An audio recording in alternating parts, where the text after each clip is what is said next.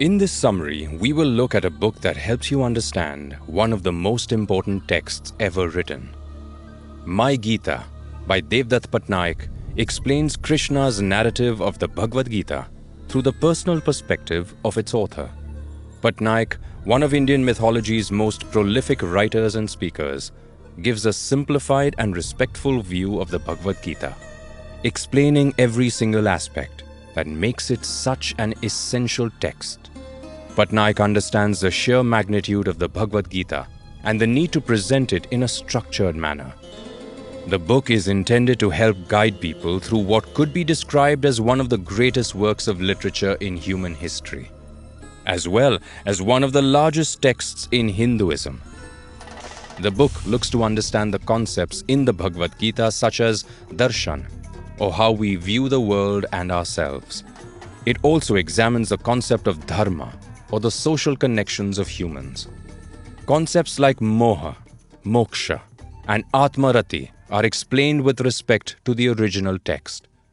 This is merely a gist of the concepts present in the complete book, with Pattanaik looking to elaborate on certain topics to help even beginners to the text understand it. This is no easy task, considering how densely packed full of wisdom the Bhagavad Gita is. Pattanaik explains the narrative of the text, alongside making sure its complex philosophical ideas are given the coverage they require. You are listening to the summary of My Gita by Devdutt Pattanaik, only on Audible, an Offspin production. The importance of the Gita. It is impossible to overstate the importance of the Bhagavad Gita. The Indian epic has influenced art in all shapes and forms. Globally renowned thinkers, each diverse in their background, have highlighted its philosophical content. From the conversation between Krishna and Arjuna to the epic war that followed, its narrative has had countless derivations in literature, art, and film. Its reach goes beyond the subcontinent of India.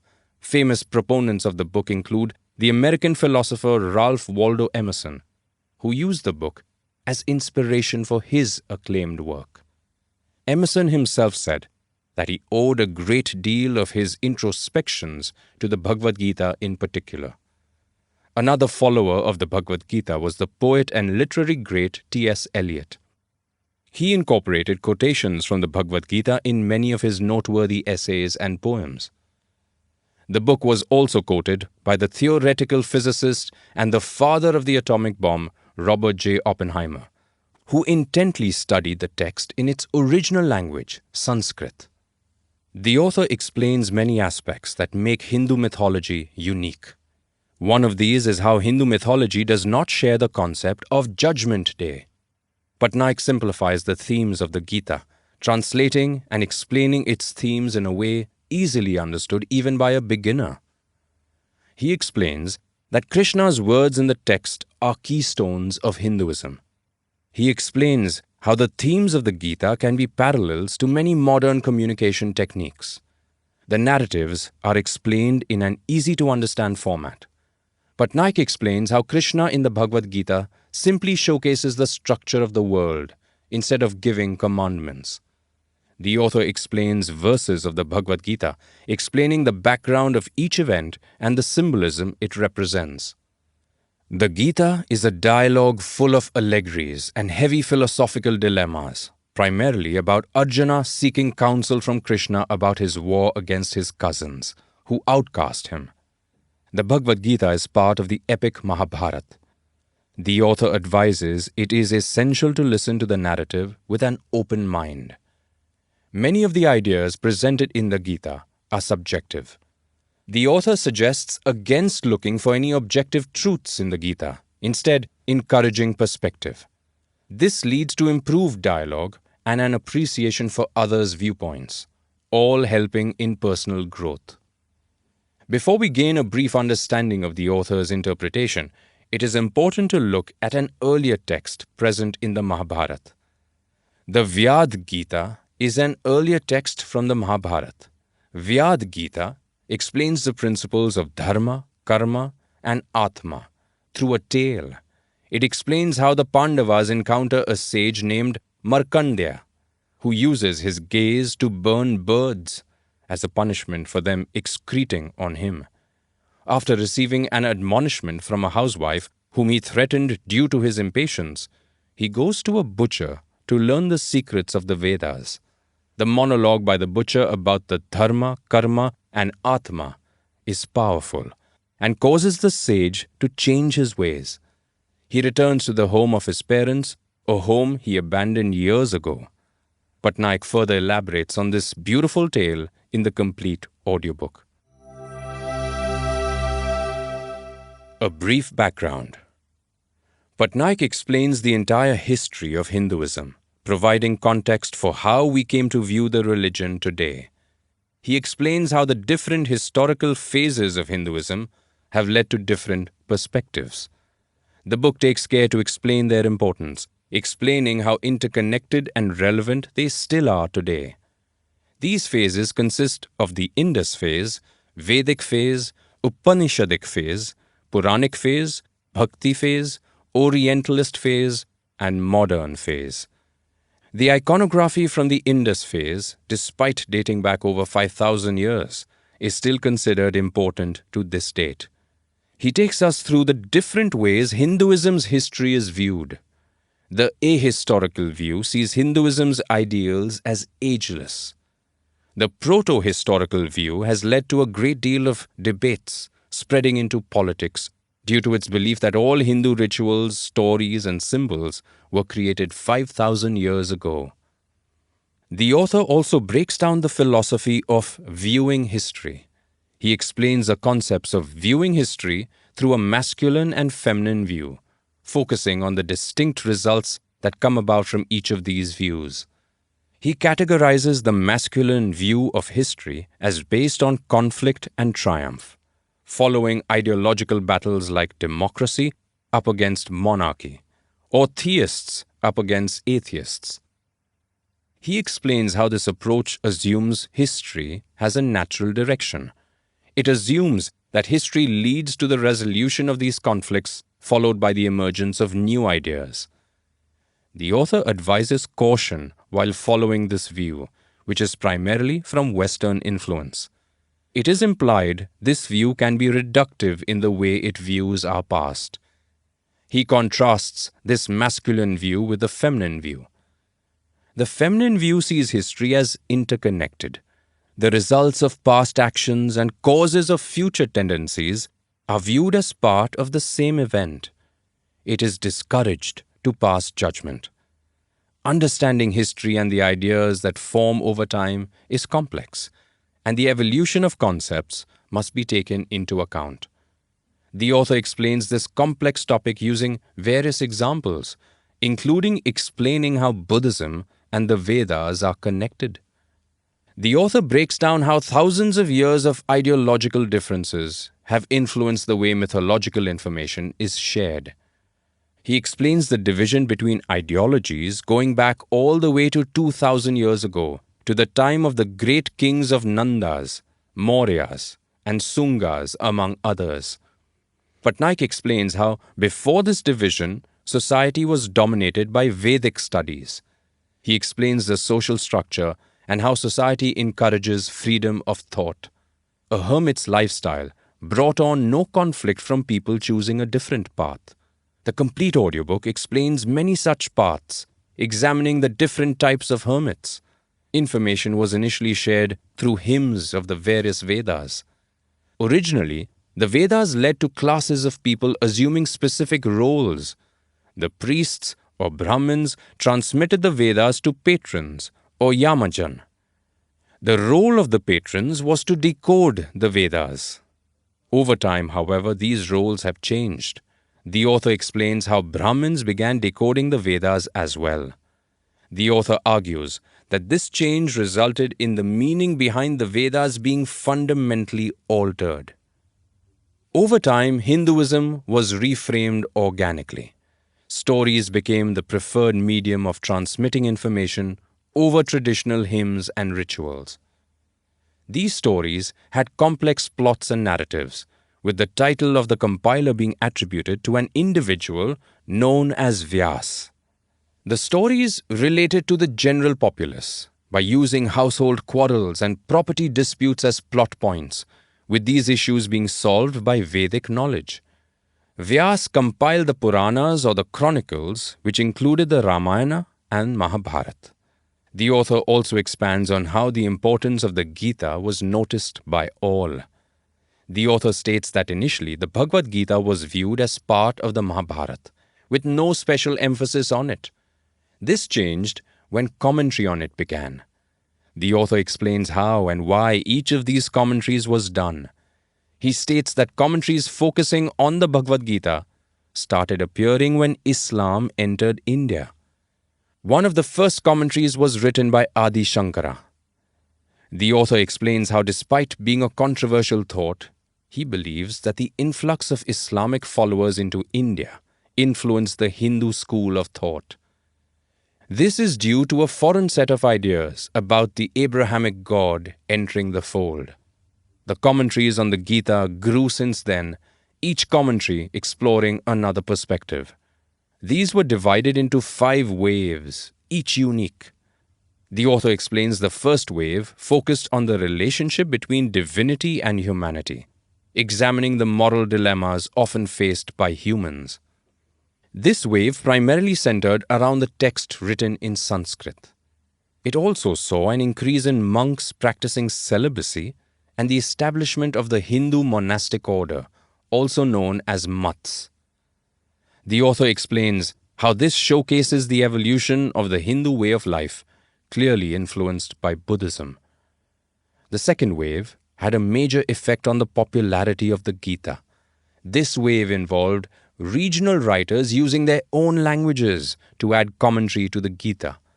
Languages like Marathi, Malayalam, Telugu, Odia, and Assamese were used, furthering the reach of the Gita to even those who didn't understand Sanskrit. The texts were filled with emotion, using symbolism to explain the importance of the text. The author gives examples of this in the complete audiobook, with one such writing depicting Krishna as a maternal figure, a cow, with Arjuna being depicted as a calf that requires comfort from his mother. This wave was essential to spreading the word of this sacred text and crafting a strong, still present identity for the Gita. The third wave saw another time of translation. This time it was initiated by Europeans exploring Indian mythology. The author focuses on this wave of translations, explaining how the view of Europeans in retelling the Gita was pointing to an objective truth from the Gita. The Gita itself was viewed by Europeans as containing rules, with the Hindu gods depicted as judges, all tying back to Abrahamic views of God. The author explains how this introduction to a god being a judge was a far cry from earlier, subjective interpretations of the text. The European school of thought has followed the discourse surrounding the Gita, with it being relevant even today. These translations continued over to the early 20th century. The Indian national movement needed a common binder to unite the people of India towards a common cause. This sparked new debates, as leaders of the political movement differed in opinion over the Gita. For example, while Dr. Babasaheb Ambedkar viewed how the Gita defended the caste system, Mahatma Gandhi took inspiration from it to continue his non-violent protests. This period took further inspiration from Buddhism. The fifth wave caused the Gita to be popularized globally. Western minds like Oppenheimer and Aldous Huxley studied the Gita and embodied its philosophy in their writing. It was even used in business administration, helping workforces understand governance. The author explains how some American scholars look at the Gita and Hinduism as a whole, as a violent school of thought. The author criticizes such positions, explaining that they reduce the Gita to an objective, focused, Western and masculine view of history. The Gita is incredibly complex in its scope and history.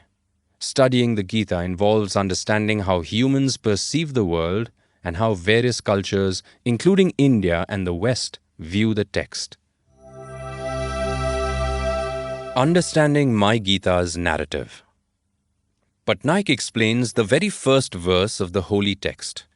He explains how Dhritarashtra, the head of the Kuru family, excluded his nephews, the Pandavas, from being viewed as family. He only chose to recognize his own sons as part of his family. This is the beginning of the downfall of the Kuru clan, all stemming from a lack of empathy. This is what leads to the epic war between the factions. This lack of empathy extends to his son Duryodhan. Despite leading a larger army during the beginning of the battle, Duryodhan displays arrogance and insecurity towards his relatives. The author explains how, although Arjuna arrives on the battlefield full of confidence, the realization he is battling his relatives dawns on him. He sees his relatives, teachers, and loved ones ready to kill one another. His conflict runs deep, creating a moral dilemma. Is this bloodshed worth it? This internal conflict leads to Arjuna's dialogue with Krishna, constituting the Bhagavad Gita.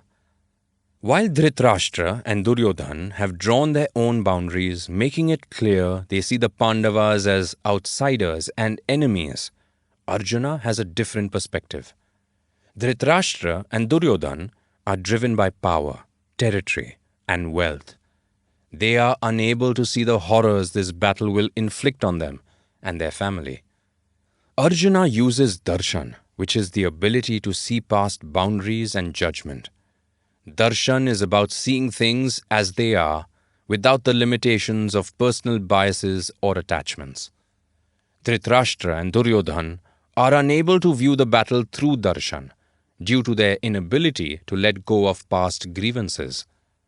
Arjuna is able to move past this and show an incredible amount of empathy. This excerpt from the Gita is paramount in explaining the core concepts of the text. A world created on judgment is criticized. The author explains how a world like this leads to labels and division. Right or wrong is not the answer. Nuance is needed. A world like this leads to everyone fighting to prove that they are right. A world built on judgment turns life itself into a battlefield, with people seeking to dominate instead of showing empathy and compassion towards their fellow humans.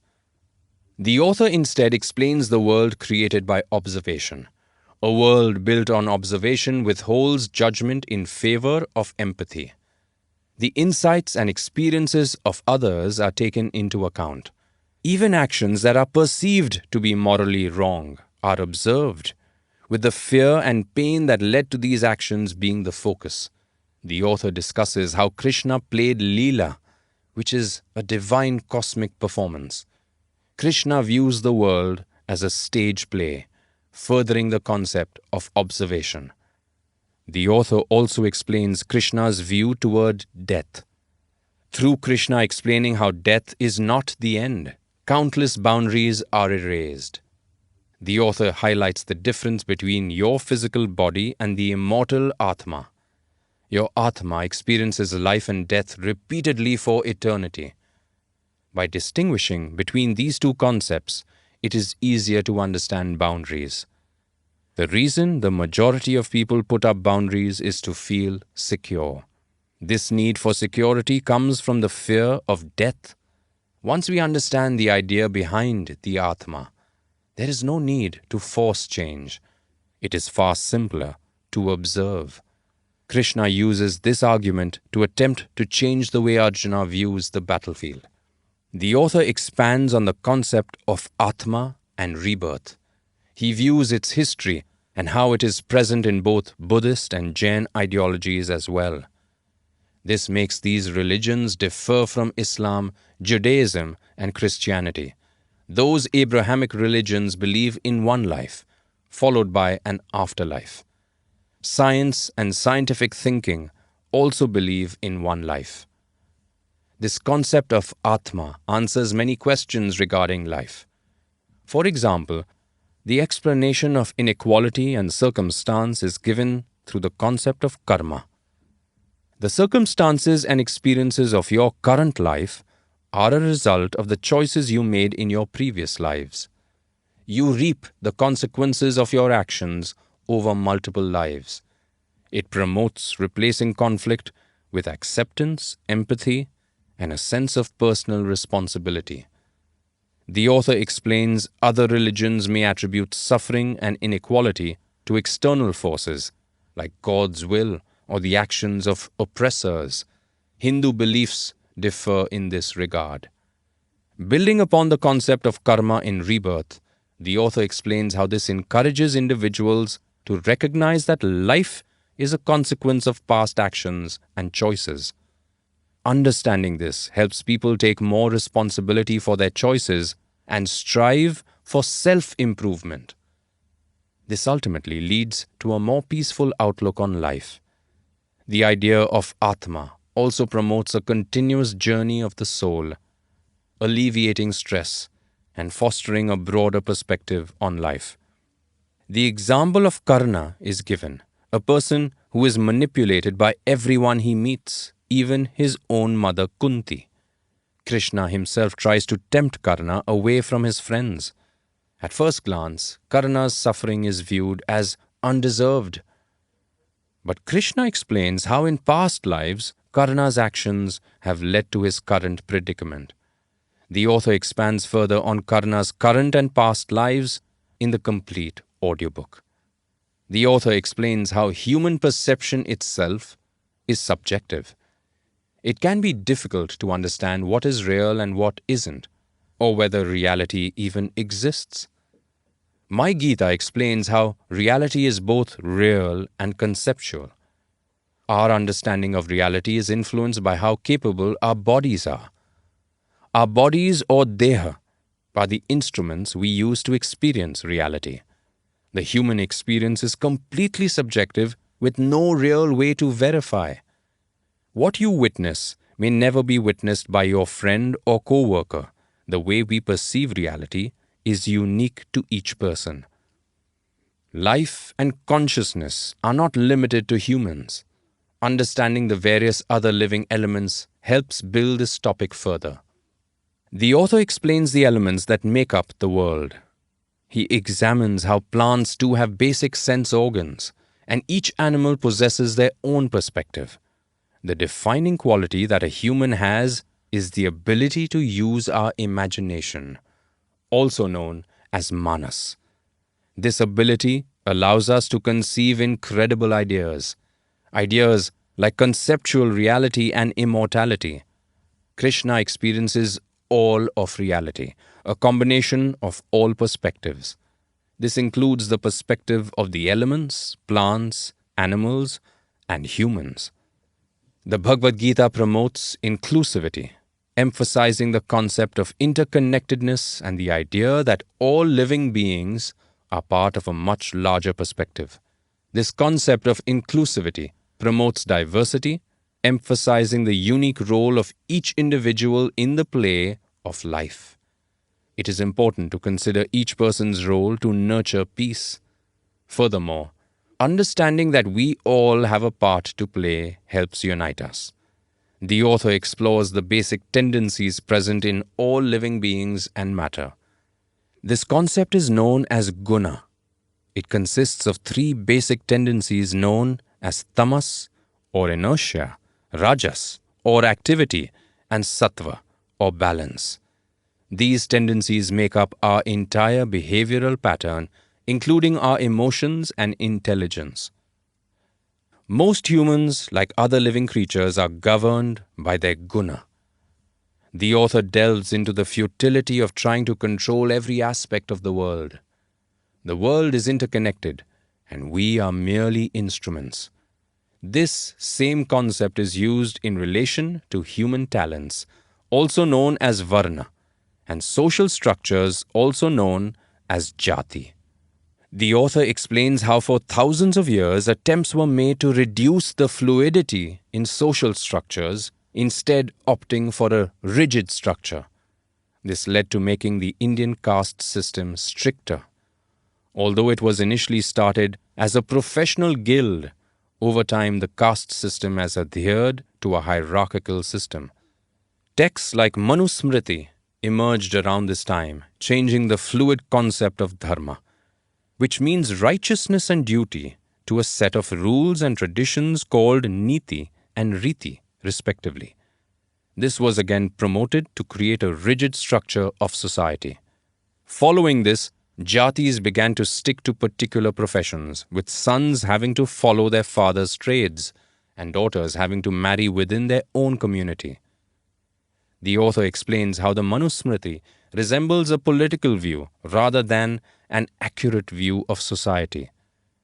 For example, we cannot judge people by their three gunas, as there may be individuals who have varying combinations. Nature is fluid. It cannot be restricted.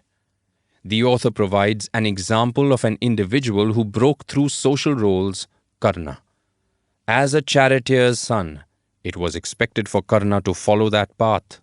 However, his extraordinary prowess in archery broke this predetermined social role, leading him to his true passion. The concept of moksha refers to liberation from fear to material possessions, emotions, and even intellectual beliefs. The author explains how only forfeiting these attachments can lead us to be generous in life. The author explains the symbolism of the upside-down banyan tree, which represents human existence. Its primary roots represent our inner mental reality and the Atma. Its secondary roots grow downwards, representing our external mental reality and the desires that bind us to this world. The only way to attain moksha is to cut ties with the secondary roots, no longer seeking validation from our attachments. We need to seek validation from within. It is important to destroy our ego, also known as aham. This ego is what drives our identity from external sources. The author shares stories from the Bhagavad Gita that embody the importance of these transcending concepts. The author explains the concept of moha, which is a contrast to moksha.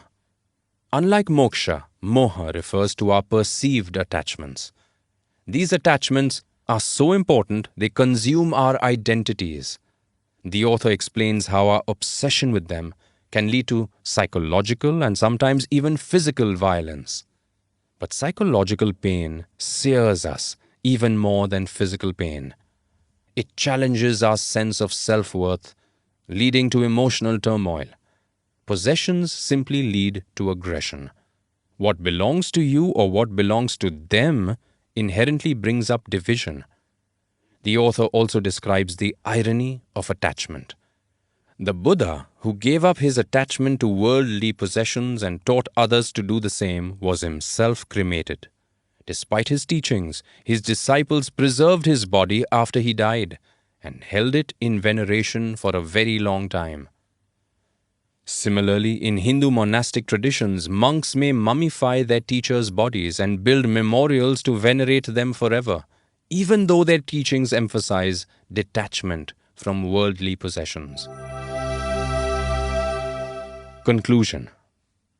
For thousands of years, the Bhagavad Gita has guided countless people on their spiritual and philosophical journeys, exploring the timeless principles about the nature of existence, every conscious being's purpose, and the search for fulfillment.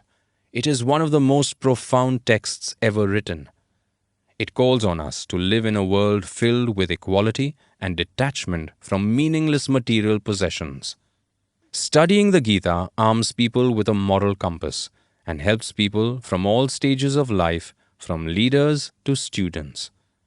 Published in 2015, My Gita took the complex philosophical notions of the Bhagavad Gita and viewed them from author Devdutt Pattanaik's perspective. Pattanaik has been recognized as one of India's best-selling authors, receiving accolades for his contribution to mythology and the incredible research that goes into his work. He has written numerous books on the subject and is an expert in his field. My Gita helped bring the complex language and metaphysical teachings of the Bhagavad Gita to a wider audience. Pattanaik's accessible style of writing and references to the modern day help make the Bhagavad Gita easier to understand. It is important to note that the book comes from Patnaik's personal interpretation, with him encouraging listeners to further interpret the text on a personal level. Doing so helps people apply the vast teachings of the Gita on a day-to-day basis. The Bhagavad Gita's verses offer a priceless framework for achieving a life of integrity, acting from the truth, detaching from outcomes, and empowering others. Title: My Gita. Author: Devdutt Pattanaik.